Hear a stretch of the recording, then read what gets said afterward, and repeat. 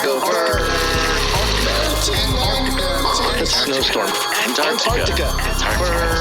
Ice. Scientists are penguins. Antarctica, they're opening the abyss. I love that jingle. Last story of this episode, and we're doing pretty good on time. I was going to say, this is the first time we've done okay on time this entire year. Yeah. Well, it's how many episodes into the year? 3, 4? 5, I think. Oh, wow. And this is republicworld.com. Antarctica's ecosystem threatened by tourism. Supply ships as invasive species are found. Mummy penguins? The headlines are much more enticing than the actual story. However, it is a Antarctica related story that we've been tracking all the strangeness in Antarctica. A recent study released by the Proceedings of the National Academy of Sciences discovered that certain factors such as tourism, fishing, research work, as well as supply ships linking Antarctica across the world have introduced invasive species to the continent, which contains nearly 70% of the world's freshwater.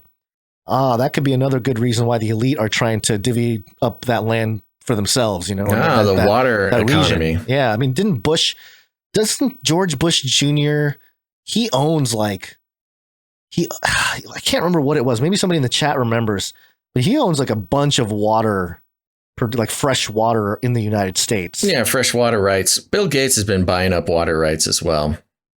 That would be an interesting combo.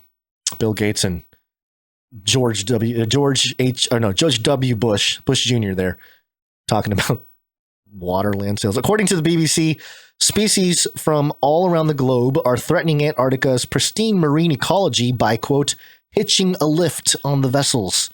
As per the study, researchers reveal that the Southern Ocean, which sustains unique biota and is the only worldwide marine zone with no known biological invasions, is experiencing its biological barriers fundamentally impacted by climate change, Sputnik reported. And I would argue maybe there is this unique biota because the conditions have to be just right for a certain type of Nephilim creature. Further, with a combination of increased maritime traffic, invasive species are posing a danger to its present environment as they found ways to survive among its waters. As per Sputnik, the European beach crab, barnacles, mussels, as well as numerous algae species are among the invasive species that endanger the continent's environment. Furthermore, Argentina, Chile, South Africa, Australia, and New Zealand are the 5 major harbors that connect to Antarctica, which have previously been watched for biosecurity reasons. However, researchers started evaluating an additional 58 ports connected to the significant continent between the time period 2014 and 2018. There are now records of 1,581 ports that are either directly or indirectly connected to Antarctica. Lead researcher Arlie McCarthy from the University of Cambridge said, quote, these ships travel all around the world. It means that almost anywhere could be a potential source for invasive species. Those non-native species can completely change an ecosystem, BBC reported. It goes on and on here, climate change and causing issues or whatever.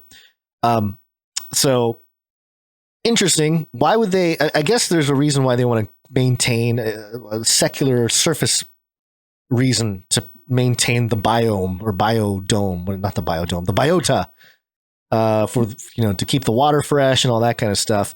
Yeah, because if any other DNA gets on the power centers, the ley lines, it will affect the shape of the mutating, ever-growing dark horrors of the Nephilim penguins. Well, that's the Nephilim penguins are going to start growing crab claws and dog tails and things like that. Things and we can't have up. that. They want to keep the Nephilim penguin bloodline pure, like it is written. I was going to say that's the interesting thing about this is maintaining that purity, maintaining that pristine environment in a genetic sense, and to it's monitor funny because the harbors, with the bio surveillance. Yeah, well, it's funny because diversity is such a a value, champion nowadays. Value and progressive. A champion value in today's society, but they can't have diversity in Antarctica. Oh, kind of like how when God said each after their own kind. Uh-huh. Yeah, God said it. It's got to be biblical. I'm not sure if that's a great one-for-one application of that, but no, I'm saying they're I understand.